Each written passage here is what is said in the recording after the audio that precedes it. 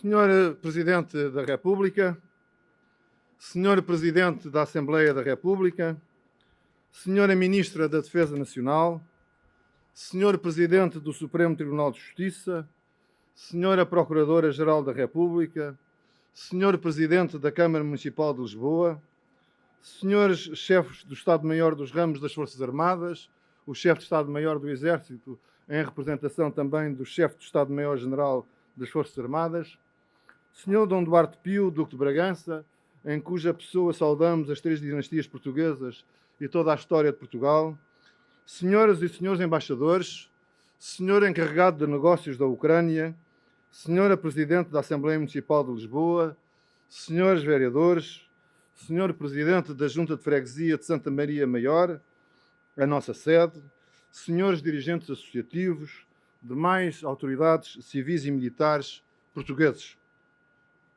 Manhã cedo, quando vinha para aqui, vinha a pé, cruzei-me ali no Marquês com uma senhora já entrada, uma rapariga da minha idade, que se aproximou e interpelou-me.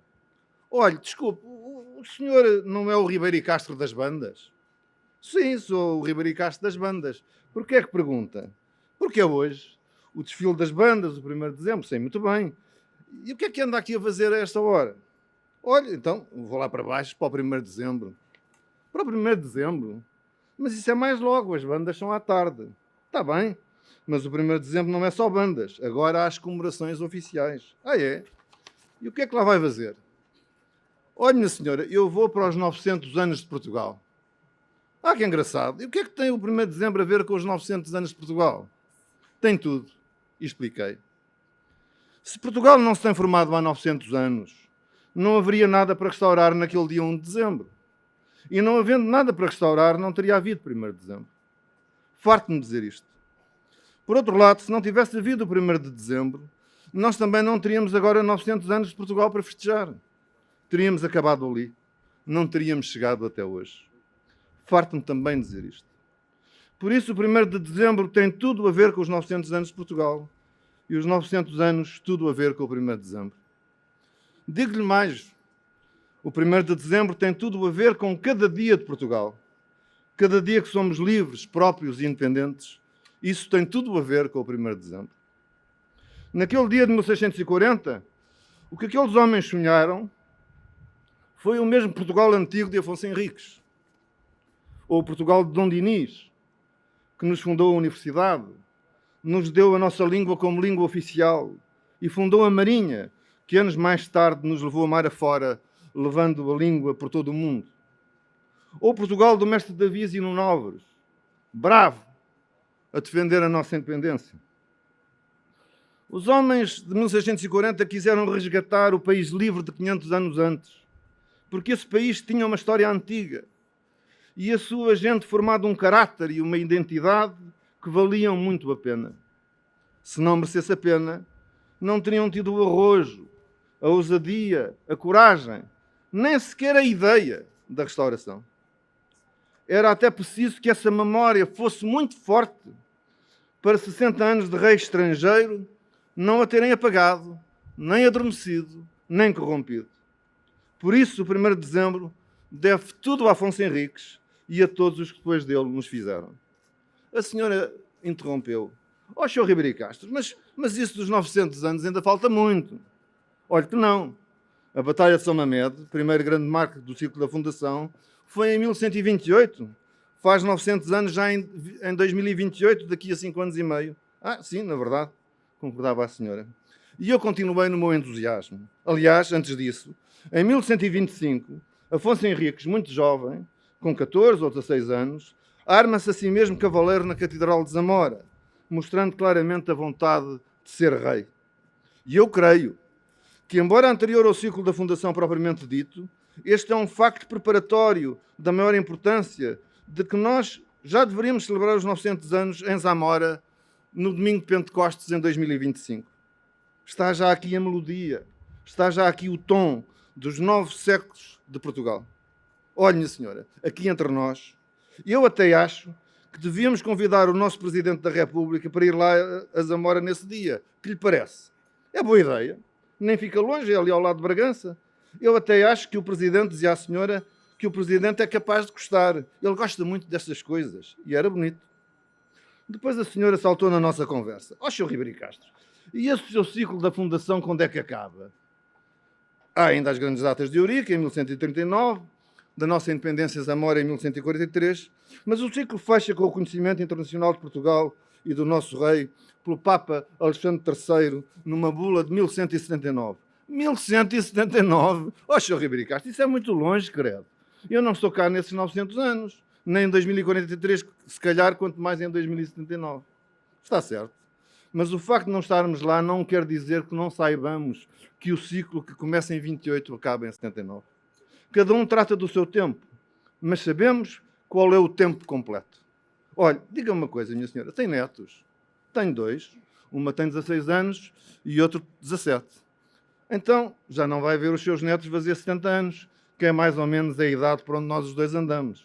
E por causa disso não sabe que, se Deus quiser, eles irão fazer 70 anos no seu dia, apesar de não estar cá para ver? Mas não seria capaz de lhes escrever agora uma carta dirigida a cada um dos seus netos para lhes ser entregue no dia dos 70 anos com as palavras de ternura da velha avó? Ó, Sr. Ribeiro Castro, não me faça chorar, mas está-me a dar uma boa ideia. Eu andava mesmo a querer escrever-lhes, não era coisa para já. Gosto tanto deles. E rematou. Vá lá ao seu 1º de dezembro, que eu também tenho de ir à minha vida. Calhando, ainda nos vemos nas bandas logo à tarde. Senhor Presidente da República, Senhor Presidente da Assembleia da República, portugueses. Bem-vindos ao feriado dos feriados. Muito obrigado por estarem aqui. Ao dia de Portugal por natureza das coisas, e um dia com sol, cumprindo o protocolo de nunca chove no 1º de dezembro. O 10 de junho é um dia importantíssimo. O dia de Portugal, no sentido do Portugal universal, da Portugalidade, nomeado na esteira do nosso maior poeta, Luís de Camões. O 1º de dezembro é outro dia de Portugal. O dia de Portugal porque sim. O dia de Portugal porque somos. O dia de Portugal porque queremos ser livres e independentes. O dia em que melhor podemos aprender a dar tudo por Portugal, a gostar muito de Portugal. Aquela visão dos 900 anos é uma ideia poderosa a que temos dedicado na sociedade histórica muita reflexão nos últimos meses. Olhando os nossos estatutos e carta de missão, é a nossa vocação principal. Acredito, na verdade, que se avizinha rapidamente um período de 50 anos em que sopra a inspiração dos 900 anos de Portugal. E a inspiração que sopra desse período é um vento bonançoso, um vento de confiança, que devemos saber aproveitar para a afirmação europeia e mundial de Portugal. São muito poucos os que têm 900 anos. E para a mobilização positiva, enérgica, motivada das capacidades dos portugueses e o fermento da nossa ambição coletiva, a fim de vencermos os desafios que temos pela frente. Nós não vamos a parte nenhuma sem ambição de propósito e sem exigência sobre nós mesmos. Se nós, numa parte importante dos nossos 900 anos, fomos os primeiros da Europa no mundo, como não seremos capazes, não digo de sermos o primeiro da Europa, mas de estarmos solidamente no grupo da frente e claramente acima da média? Os marinheiros costumam dizer: nau sem rumo nunca tem vento favorável. Nós não temos competência quanto ao rumo. Esta é a competência do Sr. Presidente, do Sr. Primeiro-Ministro, do Governo, constitucionalmente mais do Primeiro-Ministro e do Governo. Mas nós podemos dar vento favorável. E nós queremos muito dar vento favorável. Queremos que as velas se enfunem e nos empurrem na realização dos nossos sonhos, na concretização dos nossos propósitos, no ir até mais além do que julgava ser possível, dando com saudades do futuro novo sentido aos célebres versos iniciais de Camões. Por mares nunca dantes navegados, passaram ainda além da Taprobana. Quando, com o rumo certo, o vento a soprar, não há Taprobana que nos pare. Deem-nos rumo certo, que nós daremos o vento favorável. Não devemos esconder nada, esquecer nada. A história serve para, conhecendo tudo, aprender. E aprendendo, guardar o bem que levamos connosco, trancar o mal que deixamos atrás para não repetir. Não temos cultos supremacistas. Não temos cultos inferioristas. Nós somos o que somos e gostamos do que somos. Nós gostamos muito de Portugal. Era absolutamente improvável que cerca de 1 milhão de pessoas, na época áurea dos descobrimentos, realizasse o que nós fizemos e fosse hoje o titular fundador da terceira língua europeia global, quinta língua mundial, língua mais falada do Hemisfério Sul. Queremos saber tudo de nós e da relação com outros que também nos pertencem. Queremos saber tudo desde a amizade forjada em Coimbra, entre Dom Afonso Henriques e Yahya Ben Yais, que o ajudou em vários feitos, como a conquista de Santarém, que o rei designaria o primeiro rabino de Portugal e que simboliza a relação fundadora com a comunidade judaica sefardita de Portugal. Queremos saber tudo dos portugueses do Oriente, que têm das histórias mais raras e extraordinárias das nossas deambulações por além-mar. Queremos saber tudo das nossas relações africanas, com povos e gentes que estimamos tanto, e da construção do Brasil, essa âncora formidável da nossa língua nas Américas. Queremos saber tudo da diáspora, desde o ukelele do Hawaii aos CEO de grandes empresas, passando por vultos da ciência e da cultura e pelos cidadãos anónimos que prosseguem, individualmente pelo seu mérito pessoal, a sementeira portuguesa pelo mundo que começou com a primeira caravela que saiu aqui do Tejo. Preparar seriamente os 900 anos de Portugal, com o espírito aberto e largo que defendo, é o ambiente mais favorável ao nosso progresso e desenvolvimento acelerados em todas as áreas. Costuma-se falar muito de custos de contexto, complexa adversidade. Os 900 anos são um adubo de contexto, um acelerador favorável. O selo dos 900 anos é um selo de prestígio a que temos de associar também marca de responsabilidade e exigência sobre nós próprios, como já disse. O chamamento está aí, apenas à espera que o escutemos e lhe demos sentido útil. Dou um exemplo simples. Os CTT costumam pedir-nos sugestões de efemérides redondas que possam inspirar as suas séries filatélicas do ano seguinte. Neste ano aplicámos e tivemos a boa notícia há poucas semanas de saber que quase todas as nossas sugestões foram aceitas.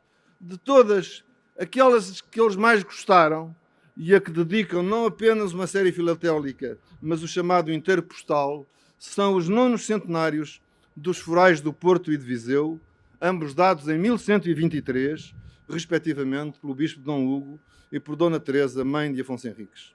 Ou seja, as terras que nos fizeram Portugal já estão a comemorar 900 anos dos seus forais.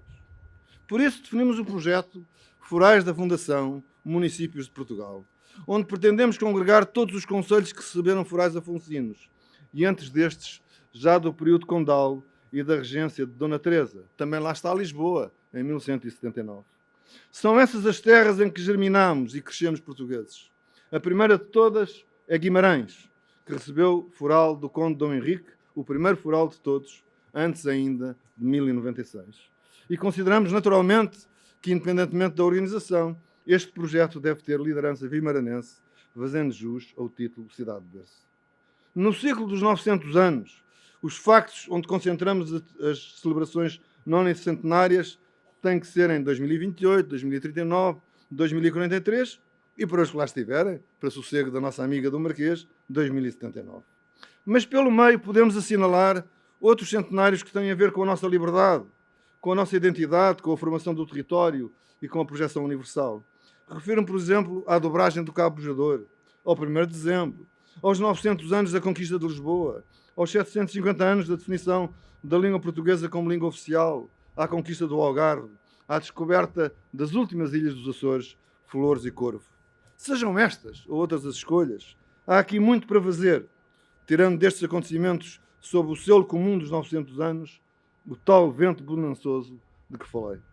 São ideias que têm de ser servidas com competência, com meios e com congregação de todas as instituições relevantes para atravessar a sociedade portuguesa por uma corrente inspiradora que a seiva inesgotável. Não conseguiremos fazê-lo com verbas do Estado em contínua decadência e que estão desde há anos reduzidas a uma subvenção orçamental anual de 5.000 euros, que corresponde a meio salário mínimo por mês. Na sociedade histórica, estamos como o cavalo do escocês, que, treinado a viver sem comer, quando estava quase adestrado a não gastar palha, morreu. Mas seja como for, acredito que este projeto será feito e tem de ser feito.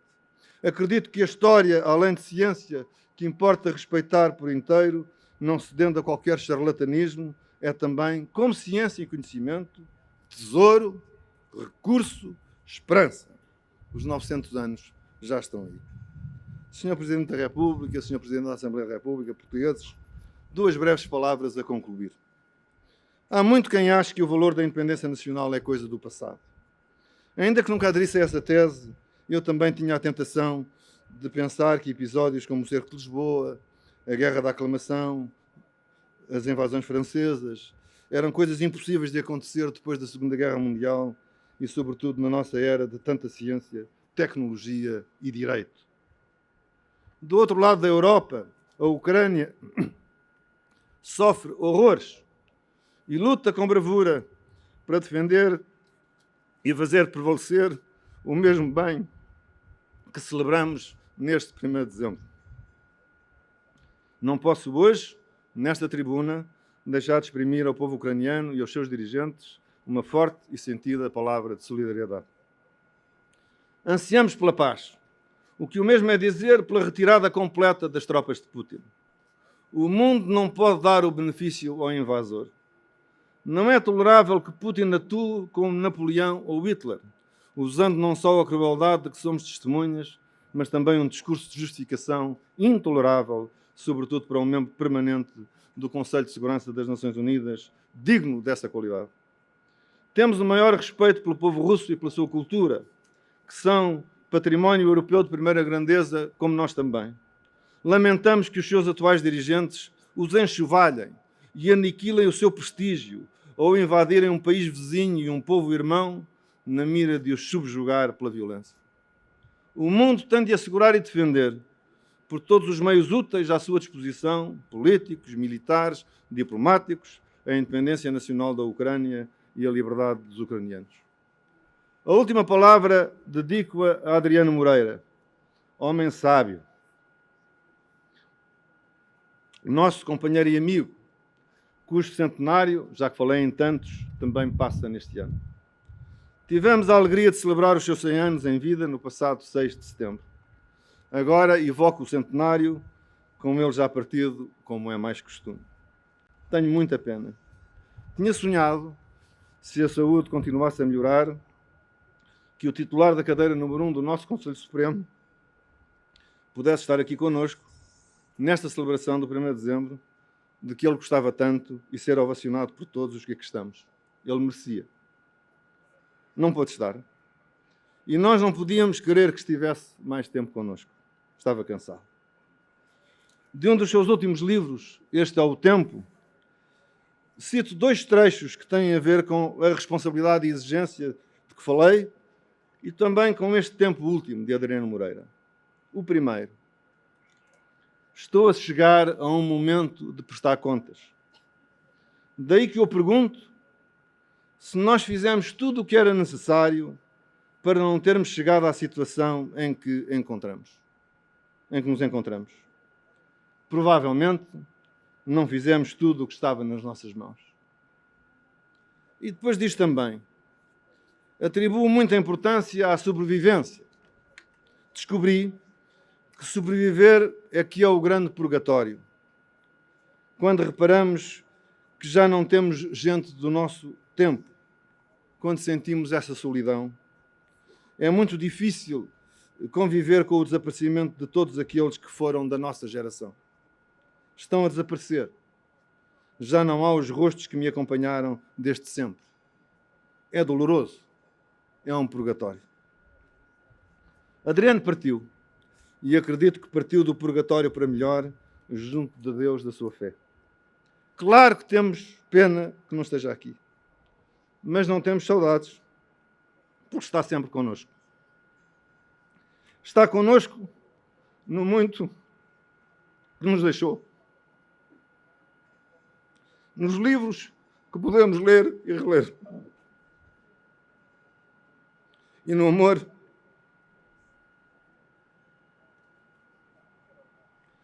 a Portugal e ao saber que o guiaram em toda a vida pública e académica.